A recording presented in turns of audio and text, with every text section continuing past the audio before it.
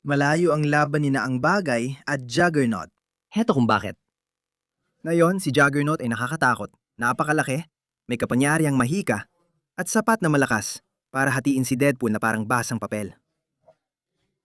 Kapag nagsimula na siyang gumalaw, para na siyang tren na walang preno. Binabangga ang mga pader, bakal at tao nang hindi bumabagal. Ang bersyon ng Juggernaut na yon ay may isang malaking kahinaan. Siya ay pabaya, basta na lang sumasalpok.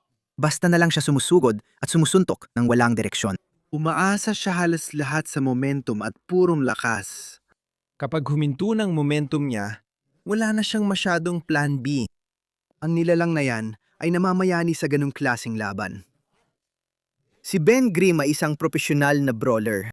Kasalanan niya ang maging mas malakas sa sarili, tumanggap ng suntok mula sa mga Diyos, at manatiling nakatayo kahit sa mga parusang kayang durugin ng iba.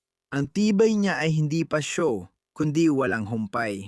Malakas sumuntok si Juggernaut, pero si Ben ay ginawa para sumalo ng parusa at manatiling matatag. At hindi tulad ni Juggernaut, matalino lumaban si Ben. Marunong siyang makipagbuno, mag-angkla, at gumamit ng leverage. Kapag nahawakan na niya si Juggernaut, titigil na ang banggaan at magiging matinding bakbakan na lang at laging pabor iyon kay The Thing.